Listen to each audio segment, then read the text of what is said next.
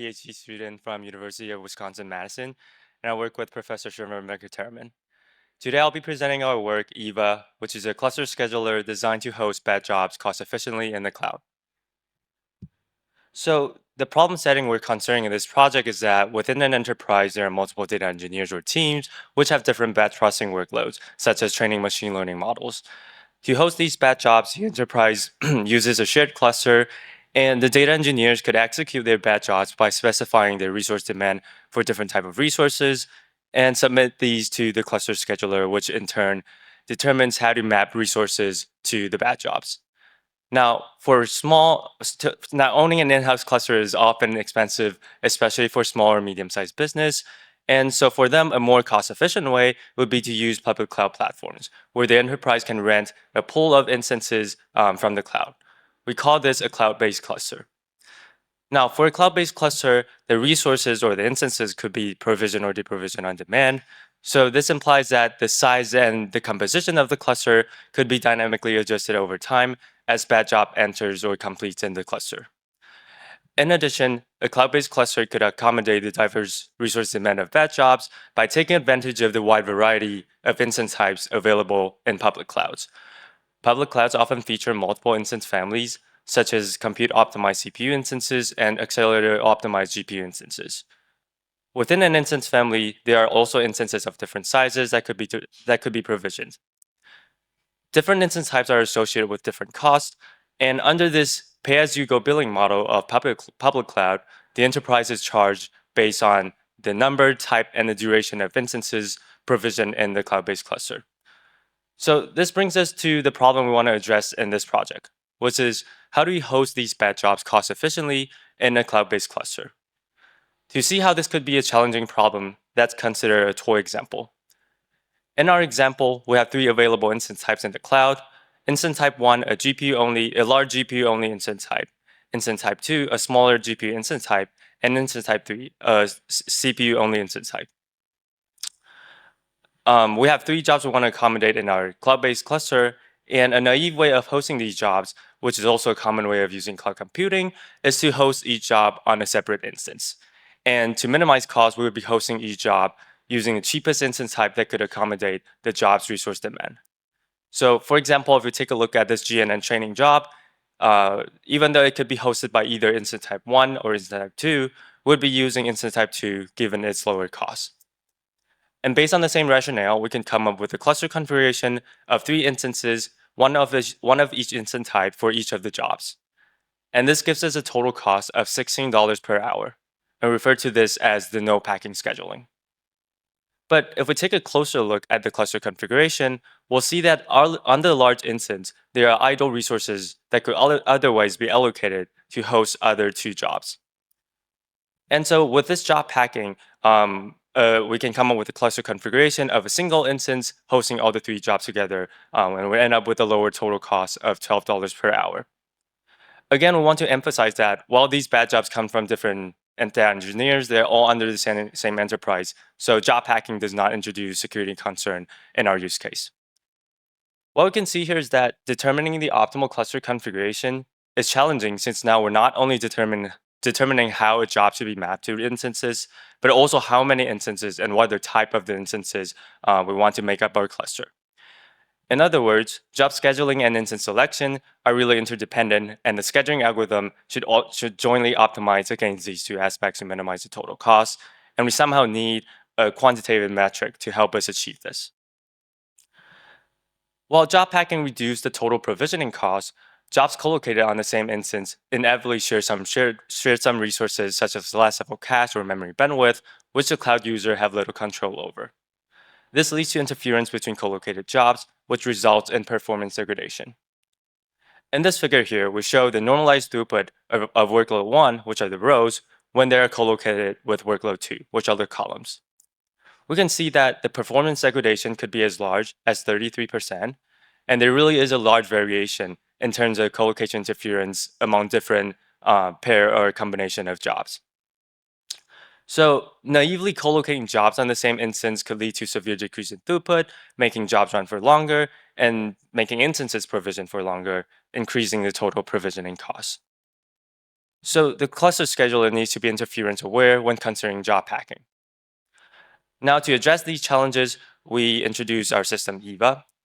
We designed EVA's scheduling algorithm based on this notion from economics called reservation price, which is a simple yet effective approach to guide the joint optimization of job scheduling and instance selection. We extend reservation price to be tied to job throughput to account for the effective collocation interference when considering job packing. We also propose a quantitative approach to consider the trade-off between migration overhead and provisioning costs when doing cluster reconfiguration. And we show through evaluation that EVA can reduce the overall cost by up to 42% compared to existing schedulers across different scenarios and workloads. Now, to use EVA, users package their executables as Docker containers and specify the demand for each type of resources. The job request is then submitted to the scheduler, which does periodic scheduling to determine the cluster configuration. Based on the cluster configuration, the allocator communicates with the public cloud to launch or terminate instances and starts the execution of jobs or migrate jobs between instances as if necessary. To account for performance degradation caused by interference, the throughput monitor periodically requests the throughput from the jobs, which is in turn used by the scheduler to avoid co-locating jobs with high interference in the future. Now in this talk, I'll be focusing on the scheduling algorithm used by EVA, but in the paper, we have more details on different parts of the systems. Please refer to our paper. Now let's take a closer look at the scheduling algorithm used by EVA. As we've mentioned, without packing, the cost of hosting each job would simply be that of the cheapest instance type that could accommodate the resource demand of that job. We refer to this as the reservation price of a job. In economics, the reservation price of a good or a service is the highest price that the customer is willing to pay for it. In the context of cluster scheduling, this represents the maximum we're willing to pay for hosting this job on the cloud. What we want to show here is that this simple idea really serves as a quantitative basis to help us determine whether job to instance assignment is cost efficient. Since now we could compare the sum of the reservation price, which is what we're willing to pay, with the actual instance cost, which is what we would actually be paying. Now to make this more concrete, let's take a look at an example of scheduling the 3 jobs onto the same instance. Here, the sum of the reservation price of the 3 jobs exceeds the total cost of the actual cost of the instance. So we will be paying less than what we are willing to pay. So we consider this as cost efficient. On the other hand, if we only pack 2 jobs on this large instance, the reservation price is now less than the cost, which indicates that we would be paying more than if we had hosted these 2 jobs on 2 separate instances. So based on this idea of reservation price, we'll design our scheduling algorithm used by EVA. In the algorithm, we consider the provisioning of instance types in descending order of cost, since this allows us to prioritize the allocation of more expensive resources like GPUs, and also prioritize using larger machines, which reduces the chance of resource fragmentation. For the same reason, for an instance of a specific instance type, we consider the job to be assigned to it in descending reservation price. We add a job to the instance as long as there are enough capacity to meet the job's resource demand. And after looping through all the jobs, we end up with a potential set of jobs to be assigned to the instance. Now we can see if this assignment is cost efficient.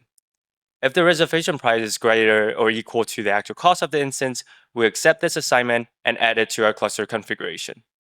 We repeat the same process for another instance of the same instance type to host the remaining jobs. Otherwise, if the reservation price is less than the cost of the instance, this indicates that we might be better off using a cheaper, smaller instance type. So we move on to the next instance type, repeat the same process until all jobs are assigned to some instance in our cloud-based cluster. And at the end of the scheduling algorithm, we end up with the final cluster configuration, which is later realized by the allocator. Now that we've seen how reservation price is useful in considering job packing, we would like to extend it to be associated with the throughput of a job to account for collocation interference. Recall that reservation price of a job is a price we're willing to pay for hosting a job on an instance without any collocation interference, so we could sort of think of this as 100% throughput. Now let's say after the jobs is collocated with some other jobs, its throughput is degraded to 80%. And due to collocation interference. then intuitively we'd only be willing to pay for 0.8 times the reservation price of the job, given the amount of work that is actually being done. We refer to this as the throughput normalized reservation price. And similar to how we use reservation price, now we can determine whether a job to instance assignment is cost efficient, given the amount of work being done, by comparing the throughput normalized reservation price of the sets of the jobs with the actual instance cost. Again, to make this more concrete, let's take a look at the same example of hosting these 3 batch jobs on the same instance. Let's say after co-locating these 3 jobs, their throughput degrades to 80%. We see here that the throughput normalized reservation price of these jobs is still higher than the actual instance cost. This indicates that we will be better off hosting these 3 jobs. Oh, sorry. So we're still paying less than what we're willing to. So this is still considered cost efficient. But let's say the jobs experience more severe interference, having the throughput degrades to 70%. Now the throughput normalized reservation price is less than the actual instance cost, indicating that we will be better off hosting these jobs on separate instances without any colocation interference, or hosting fewer jobs on the same instance with less amount of interference. So based on this idea, in our scheduling algorithm, we replace reservation price with throughput normalized reservation price. And to support the calculation of throughput normalized reservation price, EVA will have to monitor and record the throughput of the jobs when they are co-located.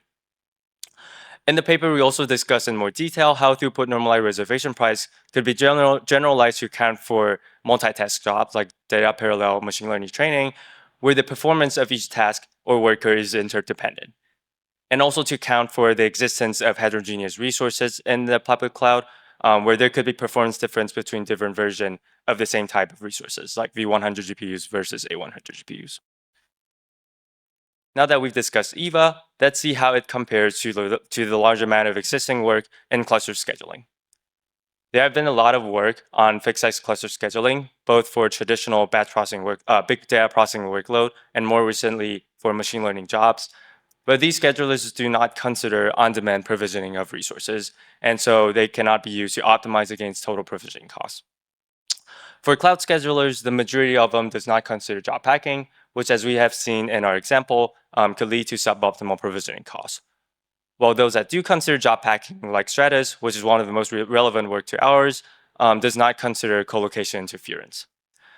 On the other hand, EVA is a cloud scheduler that performs job packing while being interference aware to minimize the total provisioning costs.